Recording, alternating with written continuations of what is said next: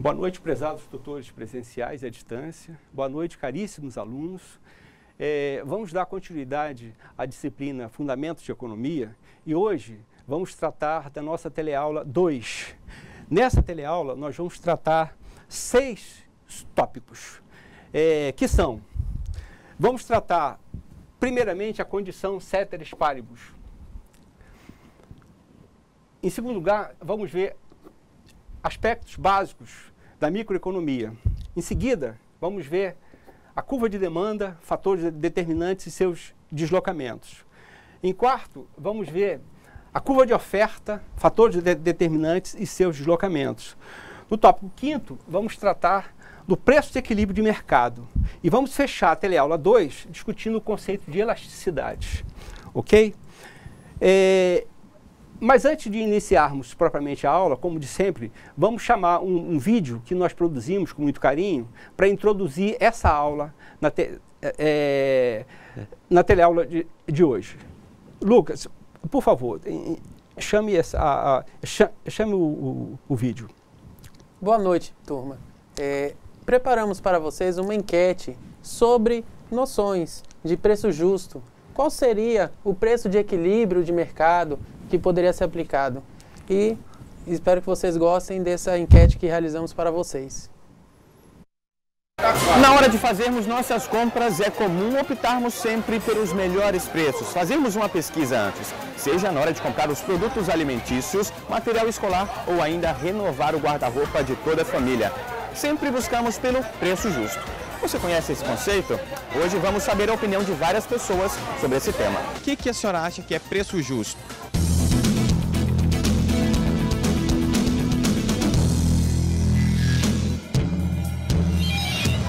Preço justo, eu acho que os mercados que colocam, por exemplo, 10 itens bem baratinho e atrás disso um outro monte de produto mais caro. Isso eu não acho justo. Mas aqueles mercados que colocam realmente 10 itens barato e o outro esteja vendendo no preço certo, aquele eu acho justo.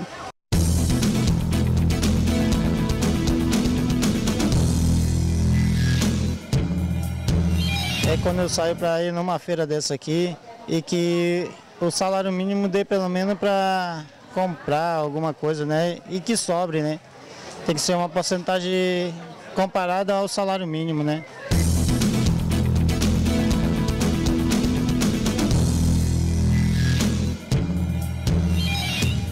Um preço bom, né? Acessível a todos. Seria um preço justo, para mim, né?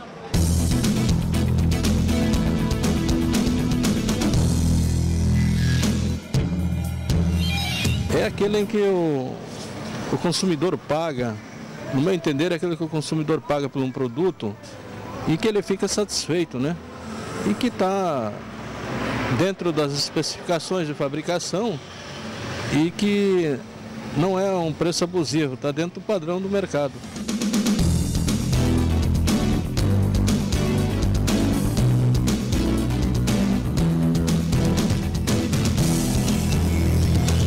O preço justo seria um preço que agrade ao cliente, mas que não deixe a empresa em uma situação de déficit, ou seja, que faça com que eles sanem o compromisso deles dentro da organização. Ok.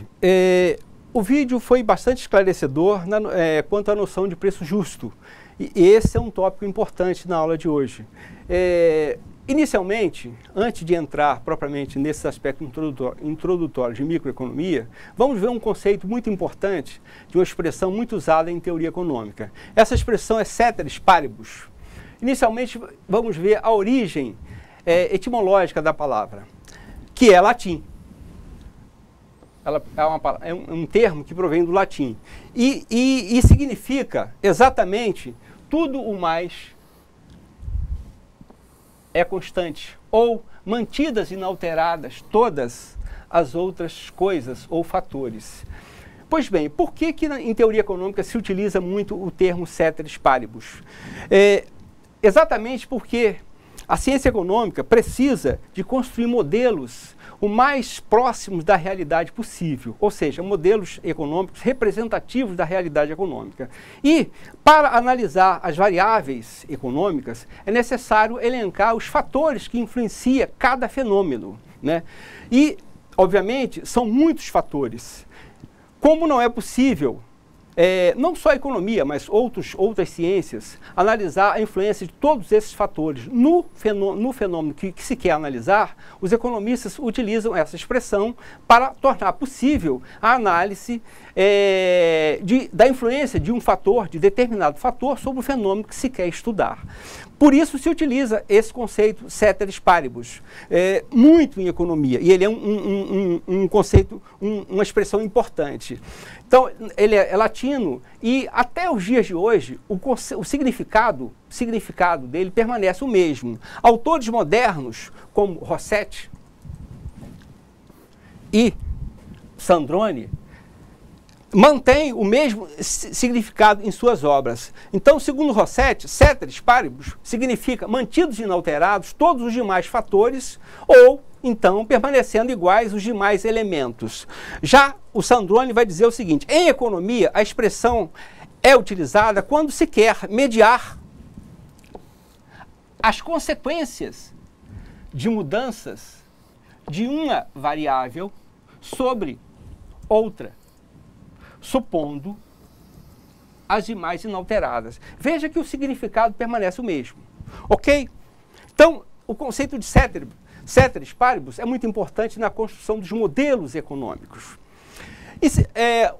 No tópico seguinte, vamos estudar os conceitos básicos de microeconomia. Vamos dar uma pincelada no processo de formação de preços ou no sistema de preços. Para isso, eu e o professor Lucas optamos por utilizar exemplos, porque a teoria é muito vasta e é difícil sintetizá-la de forma compreensível. Então, vamos explicá-la através de um exemplo. E o exemplo é o seguinte: numa economia de mercado, para que ela funcione de forma eficiente, se supõe duas hipóteses fundamentais. A primeira é que a ação dos indivíduos no mercado é pautada racionalmente, ou seja, as decisões individuais são sempre, ou buscam sempre maximizar interesses individuais, tanto dos produtores, ofertantes, quanto dos consumidores, demandantes. Ok? Agindo de forma egoísta ou agindo de forma a defender os seus interesses, esses agentes, os consumidores e os produtores, constroem ou maximizam um interesse ótimo da sociedade. Essa é a segunda hipótese. Ou seja, em teoria econômica, os agentes econômicos agem racionalmente.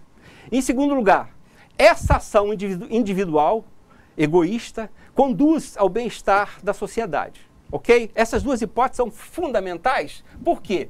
Porque elas definem um comportamento racional influenciado pelo sistema de preços que produz a maximização da satisfação coletiva.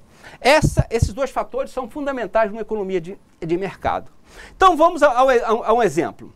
Então, vamos ver uma noção elementar de como funciona o mecanismo de preços, de mercado e a alocação dos fatores ou dos recursos produtivos. Vamos fazer essa análise através de um exemplo, como eu disse. Imagine que uma pesquisa, ou melhor, suponha que numa determinada cidade exista uma feira e que nessa feira, semanalmente, uma feira livre, sejam vendidos uma determinada quantidade X de laranjas e Y de maçãs. Vamos imaginar que nessa feira sejam vendidos esses dois produtos, ok? Vamos fazer isso para analisar como funciona o mecanismo de preços e o sistema de alocação de recursos. Agora, imagine que, por meio de uma pesquisa, tenha-se constatado uma mudança na preferência dos consumidores e que, além disso, a demanda, que essa pesquisa constate que a demanda por laranjas tem aumentado. Por um motivo qualquer. Digamos que tenha sido divulgado que laranja é mais saudável, por exemplo. Então, a demanda por laranjas aumentou. É uma hipótese. A pergunta é: como a renda dos consumidores não se alterou, a preferência por mais laranjas só pode ser satisfeita se ocorrer uma queda na demanda por maçãs. Beleza? Ou seja, só é possível se os consumidores substituírem o consumo de maçãs por laranjas. Ok? Considerando isso, como as produções de maçãs e de laranjas permanecem inicialmente as mesmas, a pergunta é: o que ocorrerá com os preços desses dois produtos? Professor Lucas, você poderia comentar essa parte? Claro, professor. Mantendo-se ceteris paribus, tudo mais constante o mercado, se aumentar o consumo por laranjas, a tendência é que vai começar a ocorrer uma falta de laranjas no mercado, porque vai ter muita gente procurando e aquela oferta que o povo estava acostumado a ofertar já vai não suprir a necessidade de toda a demanda que tem por laranja. Com isso, a tendência é que o preço da laranja automaticamente vai subir. Vai ter muita gente procurando, pouca oferta. Paga quem pagar melhor. Leva a laranja quem pagar melhor. Então, como vamos observar aqui no nosso slide, podemos resumir que o aumento na procura de laranjas provocará uma falta desse produto. Em consequência, os preços das laranjas se elevarão. Então, professor João, é isso que ocorrerá com a laranja. Aumenta a demanda por laranja, essa oferta então vai começar a diminuir no mercado e então o preço vai se alavancar. Perfeito. E o que ocorrerá então com as maçãs, com o preço da maçã? Automaticamente, como as pessoas estão substituindo laranjas por maçãs, ou ao contrário, maçãs por laranjas, estão começando a consumir mais laranja, vai então diminuir a demanda por essas maçãs. Diminuindo essa demanda por maçãs, vai começar a ter uma variedade de maçãs no mercado. E automaticamente, então, o preço dessa maçã vai diminuir. Né? Então, como podemos visualizar aqui no nosso resumo do slide, a queda na demanda por maçã provocará um excesso na oferta desse produto. Logo, os vendedores de maçãs tratarão de reduzir o preço de maçã para acabar com esse estoque que está muito alto. Né? Então, professor João, é isso que vai ocorrer com as maçãs. Enquanto as laranjas, elas tiveram o seu preço aumentado por ter pouca oferta e muita demanda, as maçãs já vão ter pouca demanda e muita oferta. Mas então a gente vai ver em seguida que vai ocorrer um mecanismo que vai automaticamente controlar isso aí. Ok. Então, a gente pôde ver através desse exemplo que serve para qualquer tipo de produto. Nós utilizamos laranjas e maçãs, mas o sistema de preço funciona dessa forma. A partir de estímulos positivos ou negativos na demanda, você tem comportamentos que afetam a demanda desse produto no mercado. Como a gente está supondo que laranjas e maçãs são bens substitutos, a gente está vendo uma troca, uma influência mútua, tanto na demanda quanto na oferta, que está impactando no preço dos dois produtos. Então, a gente viu a influência do preço a partir de uma mudança na demanda. Agora, a pergunta seguinte que nos cabe é: o que acontece com os recursos produtivos por conta dessa alteração no gosto dos consumidores. Você poderia comentar também, professor? Claro, professor. A partir do momento que, vamos visualizar aqui no slide,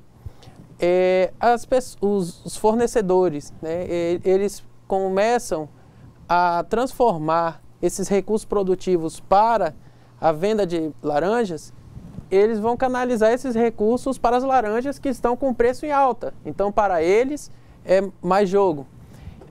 Entretanto, vai ocorrer um momento que vai estar inviável canalizar esses recursos produtivos, até o momento em que a população vai perceber que é mais jogo, então você começar a consumir a maçã, porque o preço da laranja está muito alto, né? Então, aquelas pessoas que vão ofertar a maçã vão canalizar esses recursos produtivos para as laranjas até quando permanecerem que é viável. A partir do momento que não é mais viável, eles voltam a canalizar os recursos para as maçãs. Ok.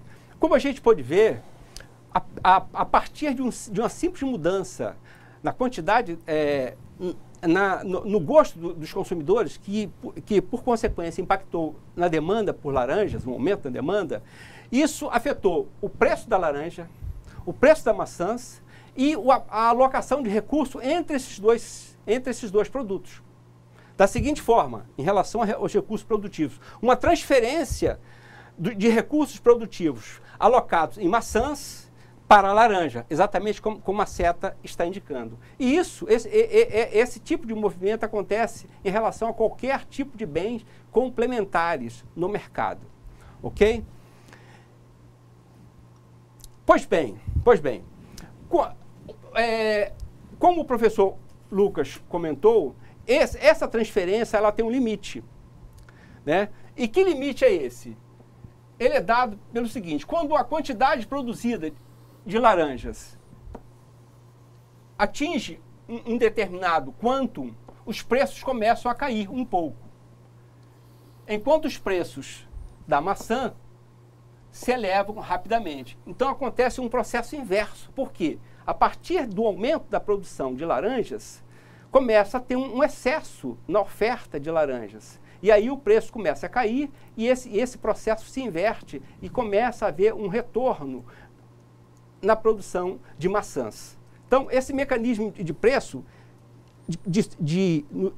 positivos e negativos tende ao equilíbrio. É exatamente o que nós estamos tentando mostrar.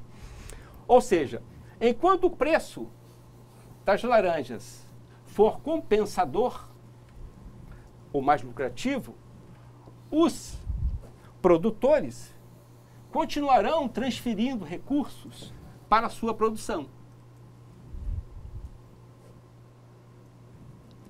Até que o consequente declínio de seus preços não mais compense essa transferência. Nesse ponto, a gente está caminhando para um equilíbrio de mercado, de preço entre esses dois produtos. Ok? E aí a gente conclui esse exemplo dizendo o seguinte: no final desse processo de alocação de recursos, de ajuste de preços e quantidades entre esses dois bens, o que acontece? Os níveis de produção e de preço de ambos os produtos se estabilizarão.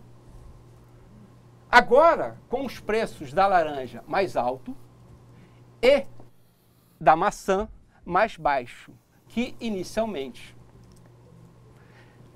Enquanto se registrou uma alteração na utilização dos recursos produtivos entre esses dois produtos. Exatamente isso que nós tentamos mostrar. O mecanismo de preço faz isso constantemente no mercado. Ou seja, os produtores dos bens e serviços em geral buscam no mercado maior lucratividade. E essa lucratividade é sinalizada pelo comportamento da demanda, que, pautado pelo mecanismo de preço, eles vão se comportar produzindo mais ou menos aqueles produtos que têm um maior retorno ou um maior nível de preços. Ok? esse é basicamente o comportamento de uma economia de mercado e do processo de interação entre o sistema de preços, a demanda, a oferta e a alocação de recursos produtivos entre os produtores daqueles bens que têm relações entre si. Ok? Professor Lucas, alguma pergunta em relação a esses aspectos introdutórios de microeconomia? Professor, apenas aqui tivemos a Roseli, de Espigão do Oeste, que fez uma pergunta que veremos mais fundo na nossa aula 4. Mas ela fez uma pergunta interessante. Qual é a relação da lei da oferta e da demanda com a inflação? Sueli, né? Sueli, olha, excelente a tua pergunta. Roseli, excelente a tua pergunta, mas ela será abordada de forma pontual na nossa teleaula 4. Ou seja, então aguarde um pouquinho, segure a tua pergunta, porque ela não está necessariamente enquadrada na aula de hoje. Então nós retornaremos a ela e você refaça a pergunta na aula 4, ok? Ela é interessante, nós vamos comentá-la. Em seguida, nós vamos entrar num outro tópico importante de microeconomia, que é a demanda, ou a curva de demanda. E aí pensamos a melhor forma de estudar a teoria da demanda. E, mais uma vez, chegamos à conclusão que a melhor forma é através de um exemplo. E vamos utilizar um segundo exemplo para explicar. Dessa vez, vamos imaginar um consumidor isolado, indo, por exemplo, a um restaurante. Suponha que você ou qualquer indivíduo vá a um restaurante para almoçar. Nós estamos querendo delimitar os fatores principais que influenciam a demanda, ok? É esse o nosso objetivo. Então, você vai ao restaurante para almoçar. O garçom lhe entrega o cardápio. A pergunta é: qual é a primeira coisa, ou qual é a primeira variável que você analisa para fazer o seu pedido? Para definir a sua escolha. A gente responde da seguinte forma: a primeira coisa que você e qualquer outro consumidor olha é o preço dos diversos pratos. É sempre assim. O preço, como nós vimos na aula anterior, é um fator decisivo numa economia de mercado. O preço é o sinal, é o farol da economia. Ele influencia a demanda, influencia a oferta, influencia a alocação de recursos, influencia todo o sistema econômico. Então, o primeiro fator que você olha, e qualquer consumidor olha, é o preço. A escolha de determinado prato, digamos peixe, irá depender do preço do peixe. Mas só do preço do peixe, não. De outros fatores que influenciam, que podem influenciar a sua escolha. Que fatores são esses? Do preço, por exemplo, de outras carnes substitutas do peixe, das massas, que também são substitutas do preço, etc. Como eu estou dizendo, que servem de bens substitutos. Então você instintivamente dá essa olhada para fazer a sua escolha, a escolha do seu prato. Diariamente a gente faz isso. Não só no restaurante, em qualquer situação, na compra de qualquer produto. Aí, a questão é, obviamente, se o peixe estiver muito caro, você descartará o peixe. Mas, se o preço do peixe estiver compatível com os demais bens, eu considerei um filé e massas, você provavelmente irá definir a sua escolha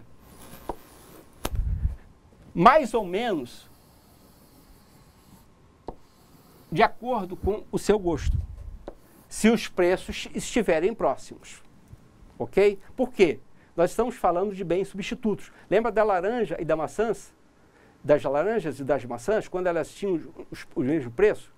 Toda a mudança aconteceu quando o preço da maçã, da laranja se alterou. Então, o fator que irá determinar a sua escolha é o gosto. Um exemplo explicativo. Um almoço num restaurante.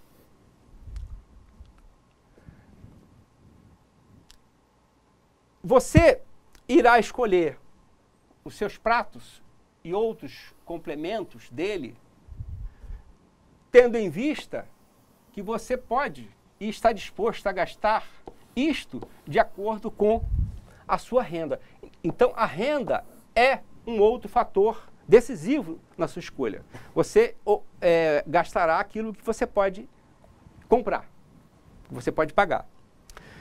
Então, com esse exemplo simples, a gente viu que a demanda, que a escolha das pessoas, dos indivíduos, do consumidor, pode ser influenciado por N fatores.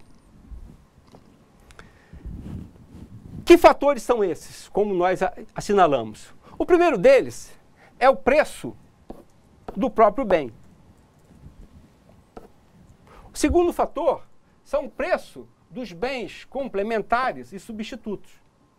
Um terceiro fator importante é o gosto ou a preferência dos consumidores. Um quarto fator importante é o nível de renda dos consumidores. E um quinto, também importante, é a oferta de crédito. Eu poderia alinhar N fatores. Nós escolhemos esses 5 fatores que normalmente são os mais importantes. Ok? A questão é, como a gente disse, em economia não é possível você tratar todos esses fatores ao mesmo tempo. Vamos mostrar isso. Então, em linguagem matemática, podemos dizer que a quantidade demandada de um bem qualquer é expressa por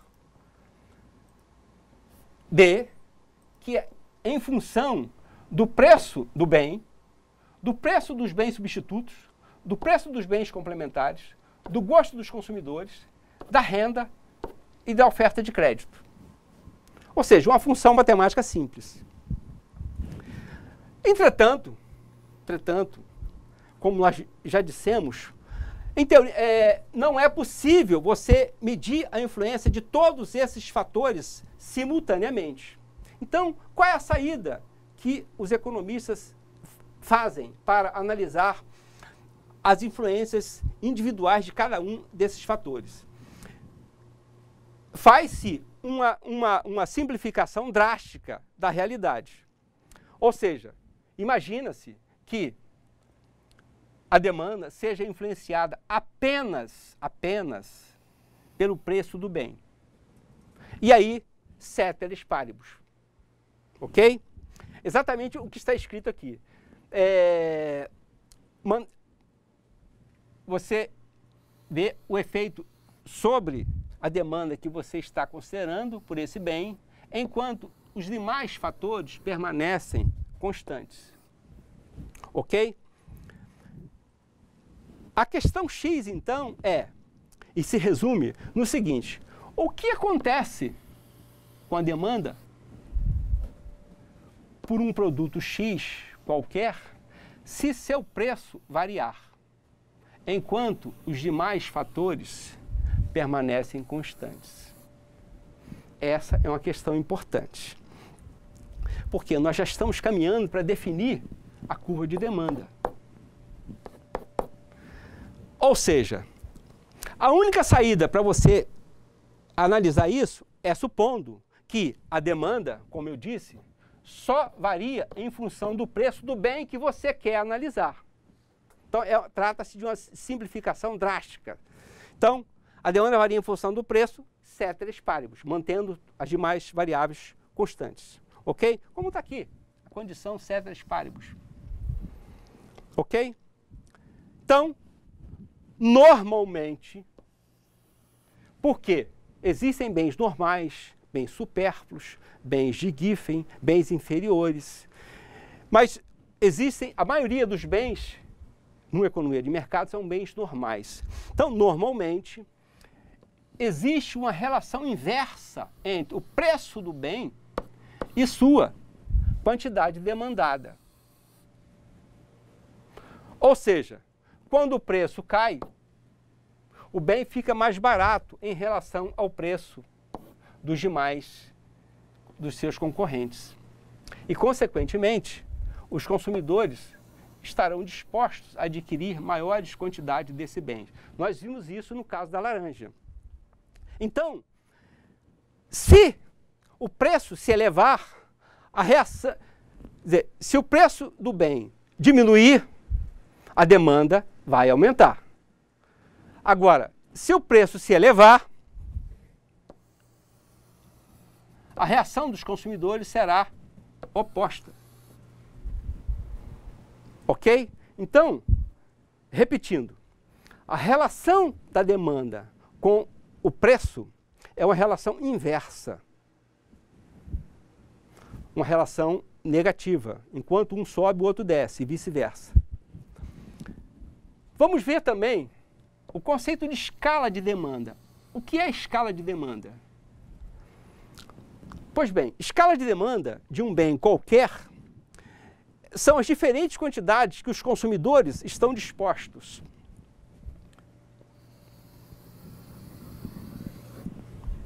e aptos a adquirir num dado período de tempo, quando o seu preço varia.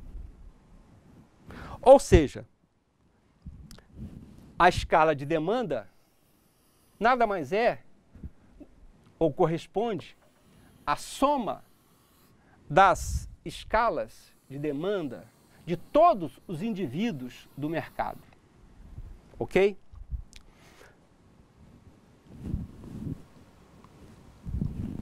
Professor Lucas, alguma pergunta sobre esses tópicos que nós abordamos? Bom, professor, até agora tem muitos que estão com muitas dúvidas, né, em relação ao mercado atual. Fizeram até um questionamento sobre o tomate, que ano passado aumentou muito o preço. E eles querem saber por que ainda o tomate continua ainda a ficar muito caro por um bom determinado tempo. Né? Eu acho que foi uma pergunta aqui questionada, professor João. Uma pergunta interessante. Olha só, o tomate é um bem, ou se mostrou um bem importante. A cadeia do tomate é muito mais extensa do que nós imaginávamos. E a falta do tomate, por motivos aí que ainda não estão bem claros, é óbvio que a produção, o plantio do tomate diminuiu e, obviamente, a oferta reduziu. E a gente não vimos a oferta ainda, mas o motivo pelo qual o preço do tomate explodiu foi exatamente a queda na oferta que provocou um desequilíbrio entre oferta e demanda. E a consequência desse desequilíbrio foi um aumento de preços. Como o equilíbrio desse produto ainda não foi atingido, não se atingiu ainda o equilíbrio anterior do nível do tomate, provavelmente ele vai se fixar, como nós vimos no caso da laranja, num patamar um pouco acima do que existia no passado. O tomate vai se estabilizar mais adiante, quando a oferta aumentar, porque está aumentando a oferta, num patamar acima do que ele existia antes. Então, o motivo, respondendo à pergunta, o motivo por que o preço do tomate explodiu foi exatamente porque a oferta se reduziu drasticamente e a demanda por tomate se manteve estável. A explicação é essa. E nós estamos tratando exatamente desse ponto, exatamente disso. Ok? Para construir a curva de demanda, nós vamos usar um terceiro exemplo, prático, agora prático. Vamos supor que uma pesquisa de mercado, junto a potenciais consumidores de um produto qualquer, pares de sapato, apontou os resultados constantes da tabela 3.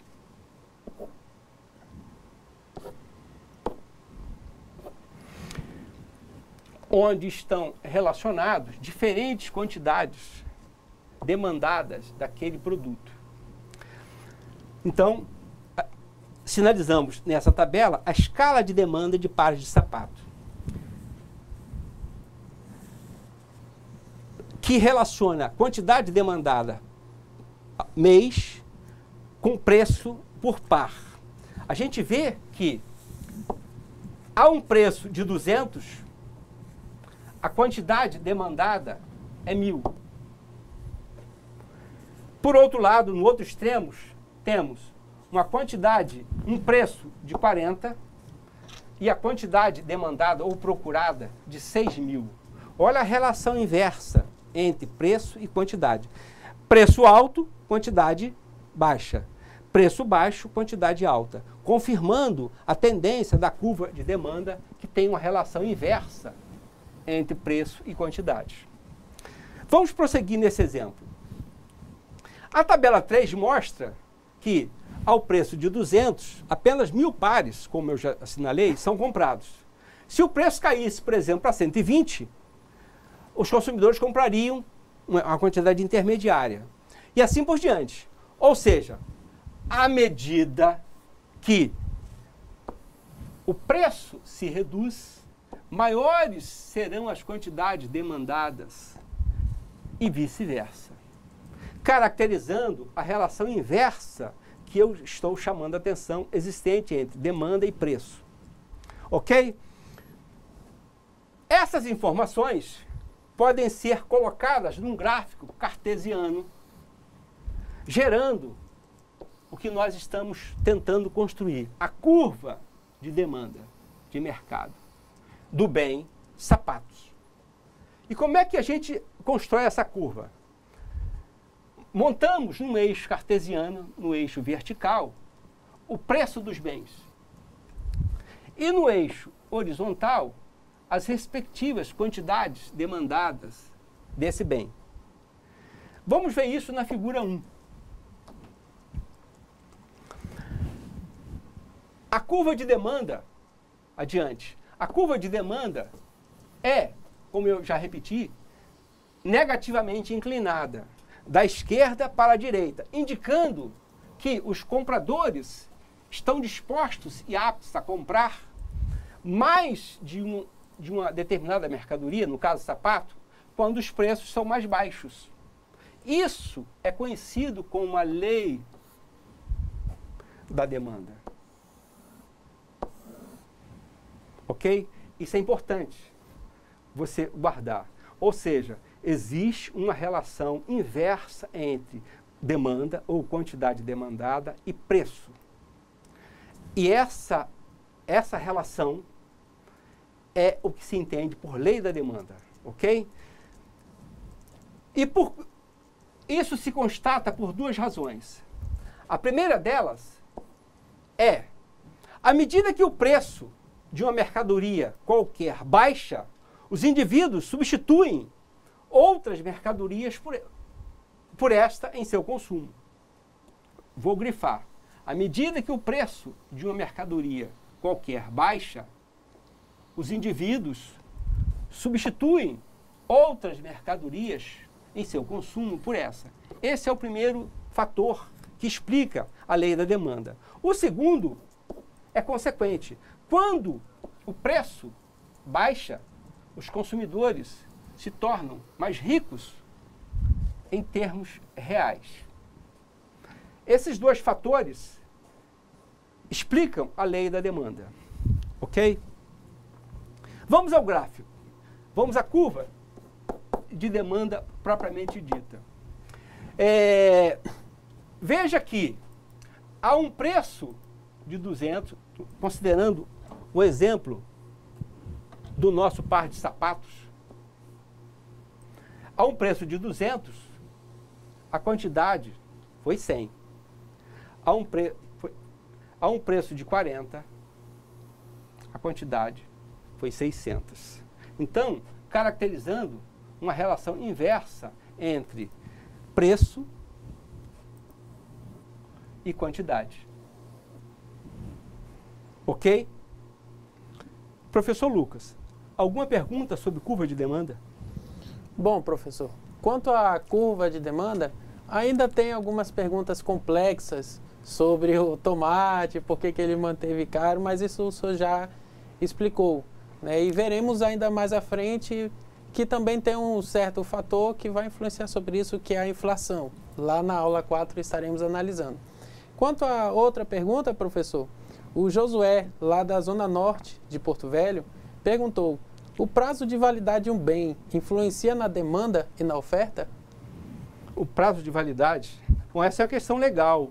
O nome dele é? Josué. Josué, essa questão da validade dos bens é uma questão legal. Todo bem, principalmente os perecíveis, tem que indicar na embalagem o seu período de validade. É claro que bens que são perecíveis, a demanda é complicada, porque ela tem que acontecer num curto espaço de tempo. Já bens não perecíveis, o problema da demanda é mais amortecido. Mas a validade dos bens tem uma certa influência sobre a demanda, sim. Por quê? Porque afeta a oferta. O ofertante dos bens perecíveis, normalmente, tem um grau de desperdício grande, e isso afeta preço. Se afeta preço, afeta a demanda e afeta a oferta. Ok? Mas nós não sinalizamos esse fator, sinalizamos outros. Bem, vamos ver em seguida a curva de oferta.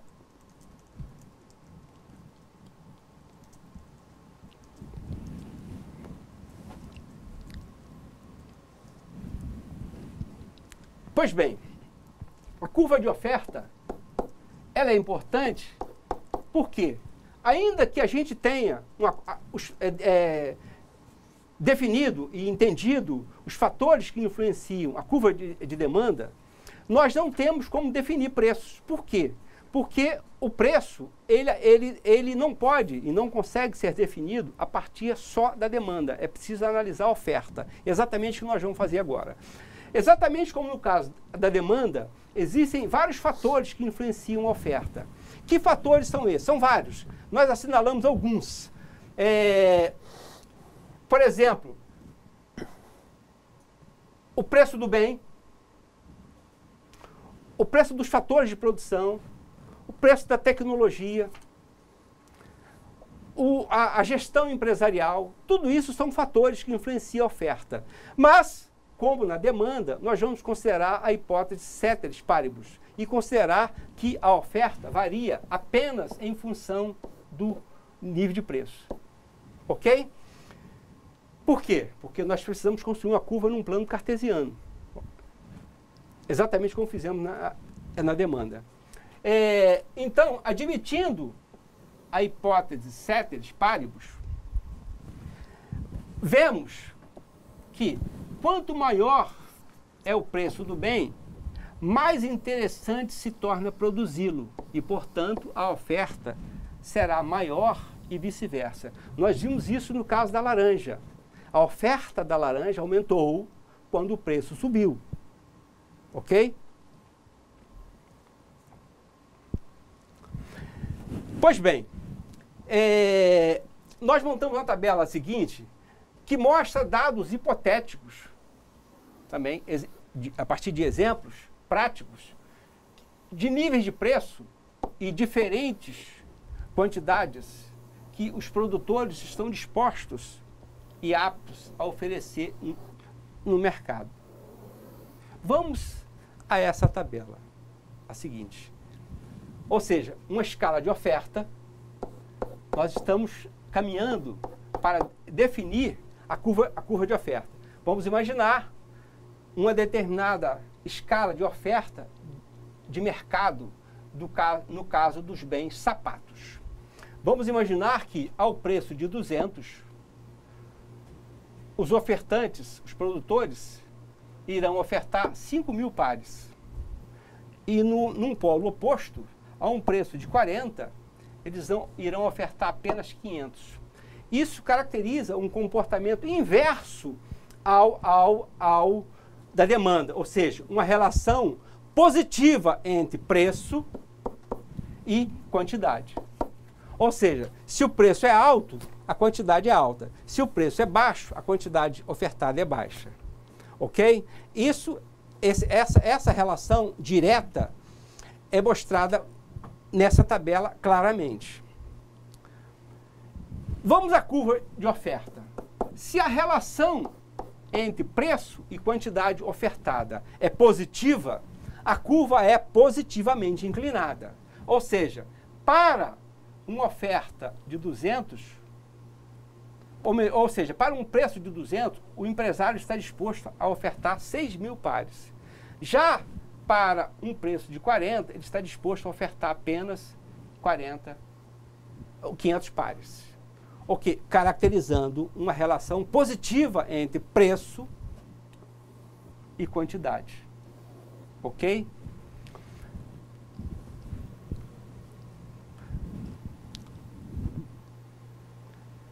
Esse gráfico seguinte, na verdade, é uma repetição do anterior. Mostra essa relação positiva entre preço e quantidade. Porém, ele sinaliza que essa variação de preços, ela varia em função de algumas variáveis. Por exemplo, preço do bem, né? Que pode ficar no topo, na base ou no meio, né? Veja que você pode, o ofertante pode estar aqui ou pode estar aqui. A questão é onde ele vai atuar, em que nível ou que quantidade de produto ele vai ofertar de fato. Pois bem, esse nível de oferta é dado pelo ponto de encontro entre a curva de demanda, D, e a curva de oferta, O, no ponto exatamente de equilíbrio. Lembra do vídeo que vários entrevistados disseram que o preço de equilíbrio é aquele preço que satisfaz consumidores e produtores? Pois bem, está aqui explicado no gráfico. Demandantes e ofertantes definindo um determinado nível de preços, onde a compra é possível, a oferta é possível e o mercado está em equilíbrio. Esse é o equilíbrio de mercado. Ok? Pois bem, como eu disse, como que o empresário define que ponto é esse? E como a demanda também encontra ou define quando o preço deve ser comprado ou quando esse preço é considerado justo ou factível. Por quê? Você pode ter excesso de oferta, né? Quando o empresário estiver atuando aqui, você está tendo um nível de demanda aquém da quantidade ofertada. Então, você vai estar tendo aqui um excesso de oferta. Esse preço aqui está fora de equilíbrio. Tem uma oferta maior do que os consumidores conseguem comprar. O consumidor consegue comprar nesse nível e a oferta está sendo no nível seguinte. Isso caracteriza um excesso de oferta. O reverso, o ponto oposto, é o que nós chamamos de excesso de demanda. Ou seja, o ofertante está disposto a ofertar nesse nível, enquanto o demandante está ofertando nesse nível. Então, aqui você tem um excesso de demanda. Portanto, você está fora do ponto de equilíbrio. Excesso de demanda. Pois bem, esse excesso de demanda e esse excesso de oferta, eles tendem ao equilíbrio em função do mecanismo de preços. Porque o consumidor vai se comportando, ele vai comprando mais ou menos de acordo com seus interesses. A gente viu no exemplo da laranja que a partir do momento em que a produção de laranja transferir recursos para aumentar a produção de laranja ficou desinteressante, aí os preços começaram a cair. Então existe uma tendência natural dos preços, nesse caso de excesso de demanda, subir. E no caso de excesso de oferta, dos preços caírem. Então, esse mecanismo de preço que faz com que os preços no excesso de demanda suba e os preços no excesso de oferta caiam, tende a levar a economia para um preço de equilíbrio. Ou seja, nem excesso de oferta nem excesso de demanda. As forças de mercado tendem a levar a economia para o ponto de equilíbrio, que é exatamente o ponto onde as duas curvas se encontram. Esse é o preço de equilíbrio de mercado. O preço, e aí eu quero dizer o seguinte, a pergunta feita em relação ao tomate, no caso do tomate, o que houve? Houve um excesso de oferta? Não. Houve uma escassez de oferta. Houve um excesso de demanda? Sim, houve um excesso de demanda. Por isso os preços subiram. Olha aqui a seta indicando, quando você tem excesso de oferta, ou melhor, quando você tem excesso de demanda, o preço está nesse nível aqui, a tendência dele é subir. Por isso o preço do tomate subiu. Ok? Exatamente o que nós estamos mostrando. Porque havia escassez de oferta e excesso de demanda, o preço do tomate subiu. Pois bem, o que o equilíbrio de mercado sinaliza? Você pode comentar, professor Lucas? Bom, professor, de uma forma sucinta, né, que a gente viu tanto oferta, demanda, nós vamos verificar então aqui no nosso slide esse resumo, em que basicamente se dá a seguinte função. Se a demanda for menor que a oferta, a tendência é que esse preço vai se reduzir. Por outro lado, se a demanda for maior que a oferta, o preço vai se elevar. E o ponto em que a demanda é igual à oferta é o que nós chamamos então do nosso ponto de equilíbrio, em que ele chegou a um nível em que tanto os demandantes quanto os ofertantes chegam a um preço comum. Que satisfaça ambos. Isso. Eu quero voltar ao exemplo do tomate, que foi colocado que os preços ainda estão altos. Eu disse que o preço de equilíbrio ainda não foi restabelecido. Quando ele for restabelecido num patamar mais alto, ele irá, e esse ponto será exatamente o ponto em que a demanda será igual à oferta de tomate. Ok? Todos esses três exemplos que nós utilizamos para explicar o mecanismo de preço, a curva de demanda e a curva de oferta, teve o objetivo de mostrar exatamente o que acontece com os produtos. E o exemplo, a pergunta do tomate foi extremamente feliz, pertinente, porque ela explica exatamente o que aconteceu. Em seguida, nós vamos fechar com o conceito de elasticidade.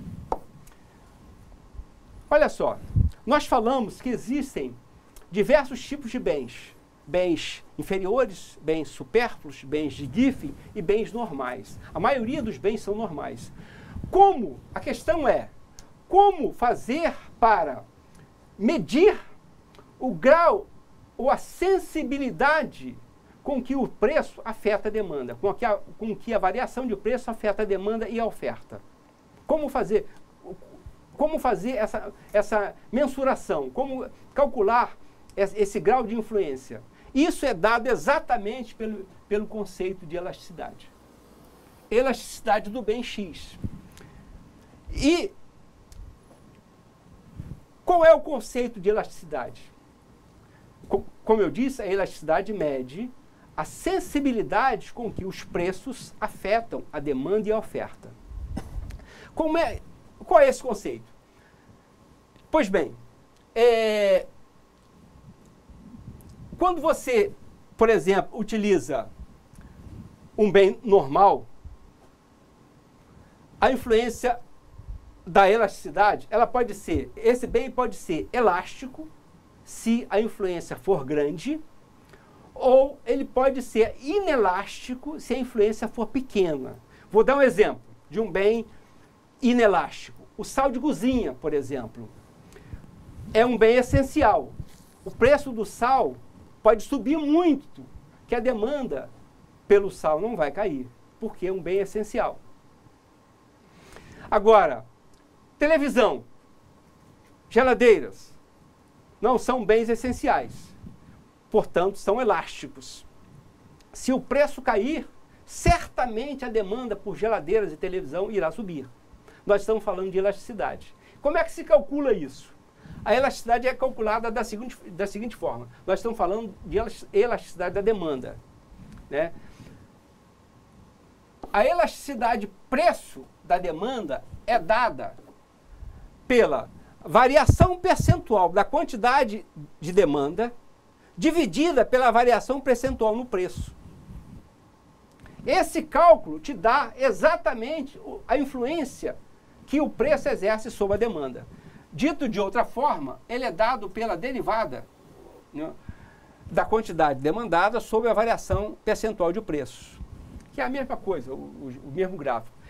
Essa fórmula, para cada bem individual, fornece o grau de influência ou a elasticidade demanda, a elasticidade preço da demanda desse bem. Ok? Professor Lucas, já estamos com o nosso tempo esgotado. Alguma pergunta? Eu acho que se tiver pergunta, a gente responde no intervalo. Vamos chamar a atividade de sala e a gente retoma as perguntas que tiverem. A gente lê as perguntas e responde no nosso feedback, ok? Ok, professor. Então, vamos dar um break para vocês fazerem a atividade de sala e em seguida nós retornaremos para dar o feedback e responderemos a todas as perguntas. Eu imagino que tenham muitas dúvidas sobre os conceitos que nós trabalhamos, ok? Até já!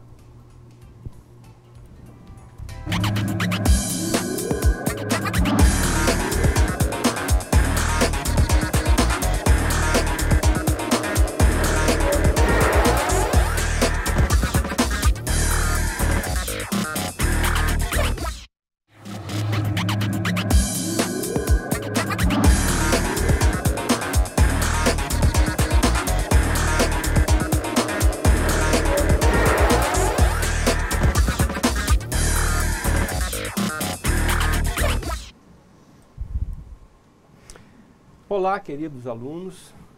Então, leram o texto com carinho, entenderam a nossa proposta, que é exatamente retomar os tópicos principais discutidos na aula e fechar numa atividade em que vocês deverão construir, ou deveriam construir, a curva de demanda, representando ela num plano cartesiano.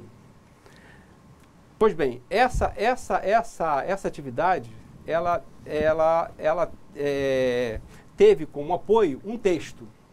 A partir desse texto, aliás, o texto que nós trabalhamos na aula, basicamente o mesmo texto. Um texto contendo alguns exemplos, algumas sequências de raciocínio lógico, para você poder, a partir de alguns passos que a gente indicou, chegar na construção de um gráfico, semelhante ao que nós produzimos ao longo da aula, da teleaula, nos slides. Pois bem, no passo 1, você deveria montar uma tabela com duas colunas, do seguinte modo. Na primeira, deve constar o preço de uma mercadoria qualquer. Na segunda, as respectivas quantidades dessa mercadoria. E aí, obedecendo a lógica da lei da demanda, que lógica é essa? Repetindo, a relação inversa entre demanda e preço.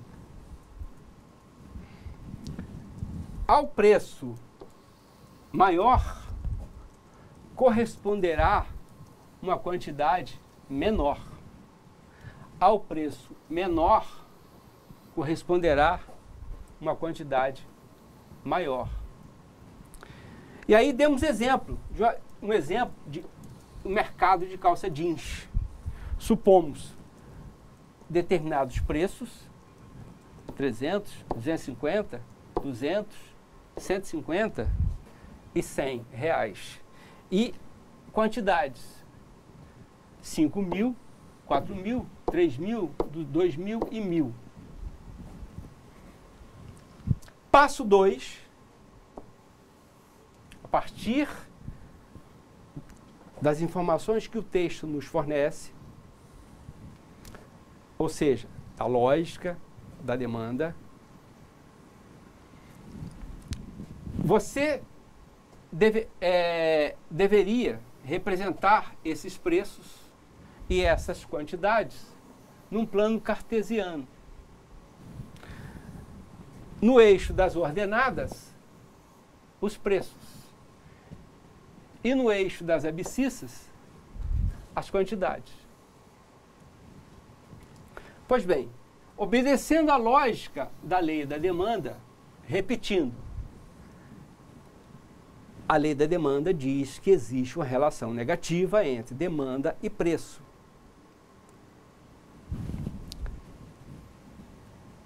Também deverá ser obedecida na construção desse gráfico, que representa a curva de demanda de calça jeans para um certo mercado. E aí no passo 3, a gente coloca a questão.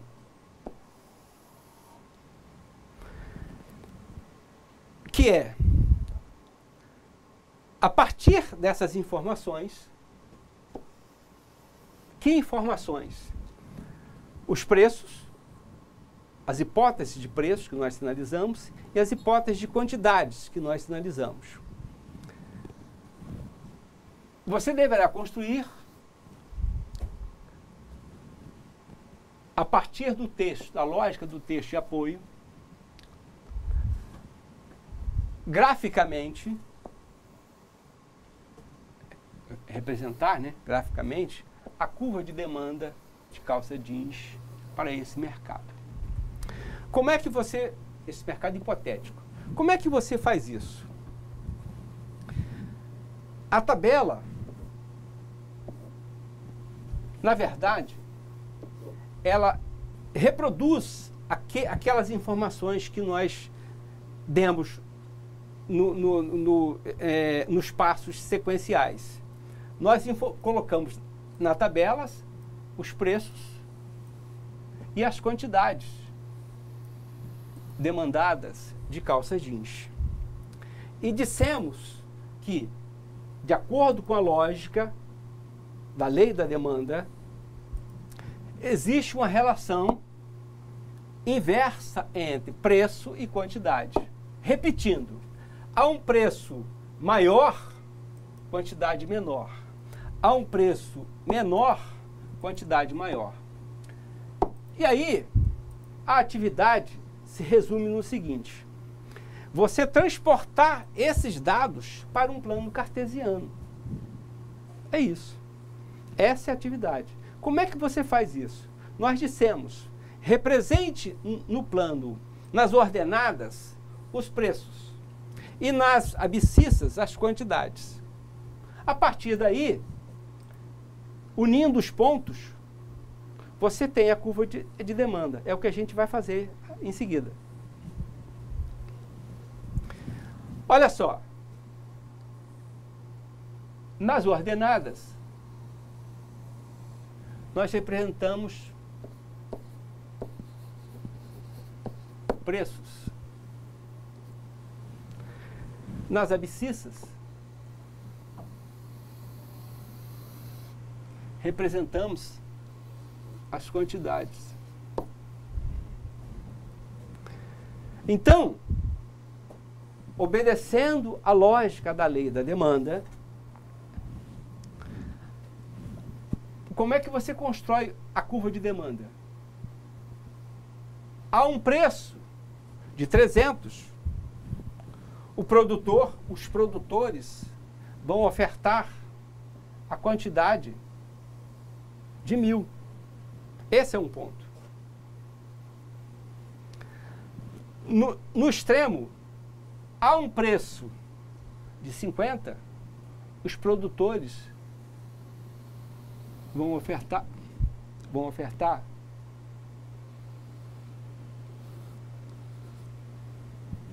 algo próximo de 6.000. E aí é só ligar os pontos.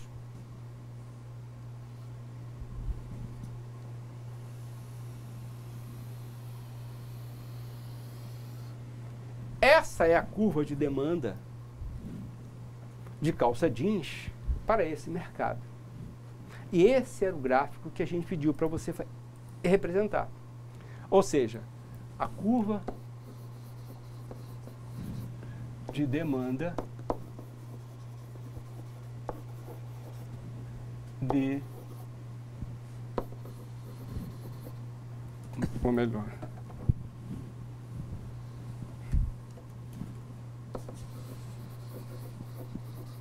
calças jeans. Tem esse formato aqui.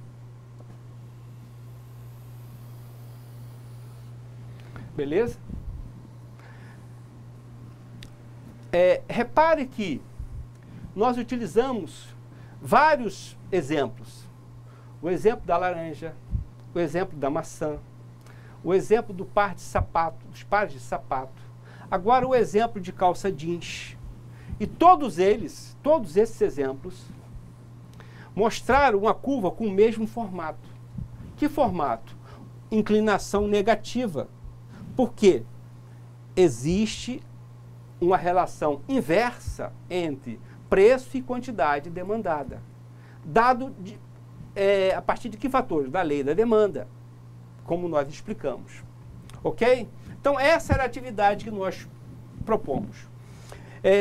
Professor Lucas, tem alguma pergunta que você queira colocar antes da gente encerrar, entrar no Relembrando? Não, professor, basicamente eles queriam essa explicação sobre a elaboração da curva e, graças a Deus, foi sanado as dúvidas. Então, vamos, como nós sempre esgotando, para o nosso Relembrando. Então, como já de praxe, nós vamos fazer uma recapitulação rápida dos tópicos importantes que nós discutimos ao longo da aula, no nosso Relembrando. Nós começamos a aula discutindo o conceito de ceteris paribus. Demos alguns exemplos e dissemos que a origem desse conceito é antiga e que ele permanece o mesmo até hoje. Em seguida, comentamos noções introdutórias e básicas de microeconomia. Dissemos que o mercado, que uma economia de mercado, ela funciona a partir de duas hipóteses fundamentais. A hipótese de ação racional e a hipótese de que essa ação racional leva necessariamente à maximização de resultado para a sociedade como um todo.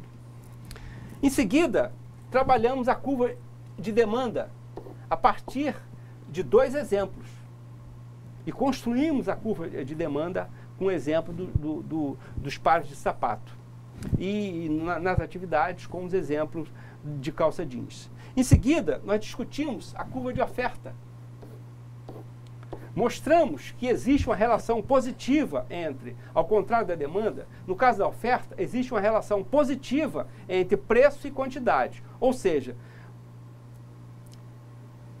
há preços maiores, ou nos casos em preços maiores, o empresário irá sempre ofertar quantidades maiores. Em preços menores, ele irá ofertar sempre quantidades menores. Em seguida, nós discutimos o sistema de funcionamento do mecanismo de preços. Como é que funcionam? E o seu papel na alocação dos recursos produtivos. Vimos, em seguida, o comportamento dos demandantes e dos ofertantes, ou seja, dos consumidores e dos produtores.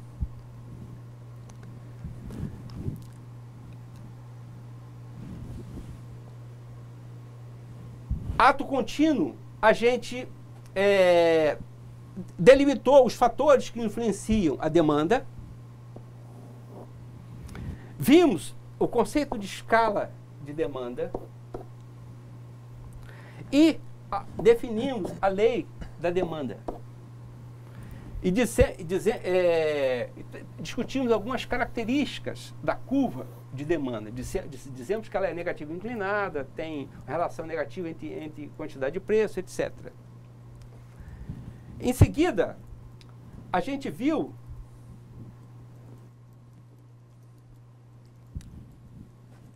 a curva de oferta. Vimos que a oferta é influenciada pelos preços, e ceteris paribus, a quantidade ofertada é influenciada pelos preços, e que essa influência resulta numa inclinação positiva da curva de oferta, ou seja, uma relação positiva entre preço e quantidade ofertada. Delimitamos as características fundamentais da curva de oferta e partimos para discutir o preço de equilíbrio de mercado, que é o ponto em que a curva de demanda e a curva de oferta se encontram. E fechamos a aula discutindo o conceito de demanda e oferta, que é dado pela elasticidade, ou seja, a elasticidade mede o grau de influência que os preços exercem tanto na oferta quanto na demanda. No caso da demanda, chama-se elasticidade preço da demanda. No caso da oferta, elasticidade preço da oferta. Ok? Professor Lucas, nosso tempo se esgotou e vamos nos despedir, por favor? Claro, professor. Fica como dica a atividade que nós desenvolvemos para vocês no AVA, que é a tarefa, e espero que vocês realizem ela, desenvolvam, assim como eu vi bastante participação do nosso fórum da nossa aula passada. Eu agradeço pela estar aqui com o senhor hoje, professor, e espero nos encontrar na semana que vem. Na semana que vem. Pois bem, eu desejo a todos uma boa noite. E eu sei que essa aula de hoje ela foi um pouco áspera, porque ela envolve muitas variáveis, muitos conceitos, é uma aula muito teórica, ela é o centro da teoria econômica, e nós procuramos, através desses exemplos, mostrar da forma mais simples possível o sistema de mecanismo de preço de mercado, como ele funciona, a curva de demanda, a curva de oferta, e o equilíbrio de preço de mercado. E fechamos com o conceito de elasticidade. Eu espero que, com a atividade que vocês irão desenvolver durante a semana, algumas dúvidas sejam sanadas. E caso surjam novas dúvidas, nós estaremos à disposição no AVA, e aguardando questionamentos, perguntas que vocês eventualmente tenham. Ok? Uma boa noite e até a nossa próxima aula, que será um assunto igualmente interessante. Boa noite a todos.